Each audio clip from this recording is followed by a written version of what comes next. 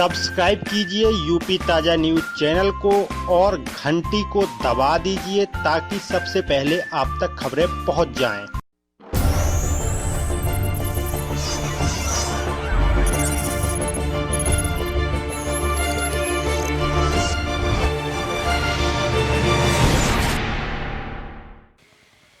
देखिए, आज कन्नौज जनपद में सरकार की तरफ से नोडल अफसर के रूप में मुझे नामित किया गया था। उसी के तहत आज यहाँ सभी अधिकारियों की बैठक हुई है। उसके बाद सिपाही लेवल की बैठक कोतवाली कन्नौज में की गई है। मुख्य लक्ष्य हम लोगों का यह है कि जनता को अधिकारियों के ऑफिस के चक्कर अपनी समस्याओं के समाधान के लिए ना काटने पड़े, बल्कि प्रशासन गांव-गांव जाए, लोगों से संवाद स्थापित करे, उनकी समस्याओं को वहीं पर गांव में ही सुने और यदि संभव हो तो उसी समय समस्या का हल करे। यदि समस्या का हल करना संभव नहीं है या उनके विभाग से, हमारे पुलिस विभाग से संबंधित नहीं है, तो उनके प्रार्थना पत्र को लेकर के कप्तान साहब के माध्यम से हम लोग डीएम साहब को यहाँ के देंगे और जो संबंधित विभाग हैं उनके अधिकारियों को गांव में भेज करके समस्या का समाधान किया जाएगा। तो एक जो परिकल्पना है कि प्रशासन जनता के द्वार, उस परिकल्पना को हम लोग साकार करने में सफल होंगे। जनता से संवाद स्थापित होगा और इसके साथ ही बीट सिपाहियों को ये भी निर्देश दिए गए हैं कि हर गांव में कम से कम 20 लोगों को अपने विजिटिंग कार्ड, जिसमें उनका टेलीफोन नंबर भी अंकित होगा, वो गांव में बांटेंगे।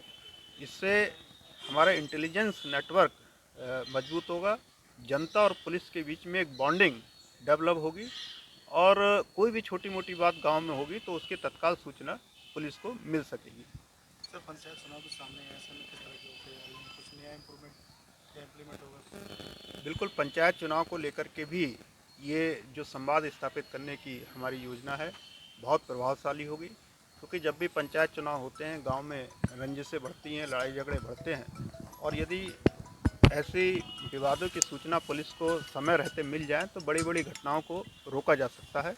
तो इसके लिए भी सभी का गांव में जाना बहुत ज़रूरी है और इसलिए निर्देश दिए गए हैं कि जिला अधिकारी और एसपी के साथ साथ हमारे जो अन्य अधिकारी हैं, सिपाही लेवल तक के हमारे हल्का इंचार्ज हैं, थानेदार हैं, सीओ और एसडीएम्स हैं, हमारे एडिशनल एसपी और एडीएम्स हैं, वो भी गांव में जाकर के चौपाले लगाएंगे, जनता से मिलेंगे और वहाँ की स्थिति को समझेंगे। यदि कोई विवाद है तो उसका निस्तारण करेंगे।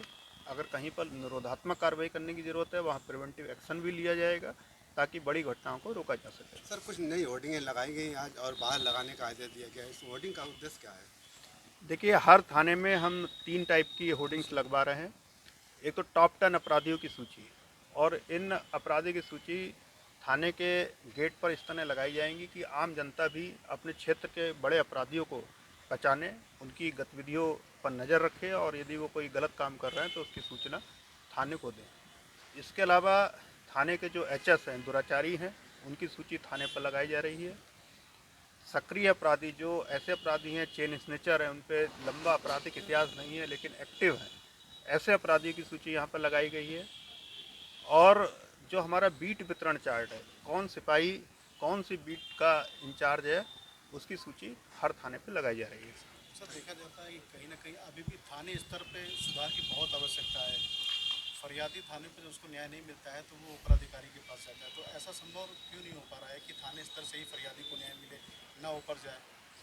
देखिए, इसके लिए हर थाने पर एक महिला हेल्प डेस्क खोली गई है और जहाँ पर राउंड द क्लॉक हम लोग महिलाओं की नियुक्ति की गई है और ये माना जाता है महिलाएं ज़्यादा संवेदनशील होती हैं, लोगों की बातों को ज़्यादा संवेदनशीलता से सुनती हैं।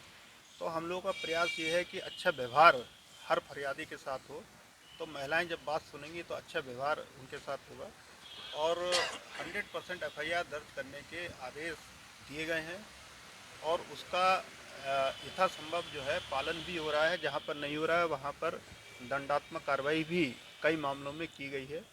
तो लगातार इस संबंध में प्रयास जारी है और हमें उम्मीद है कि इसमें अवश्य सुधार होगा। सब्सक्राइब कीजिए यूपी ताजा न्यूज चैनल को और घंटी को दबा दीजिए ताकि सबसे पहले आप तक खबरें पहुंच जाएं।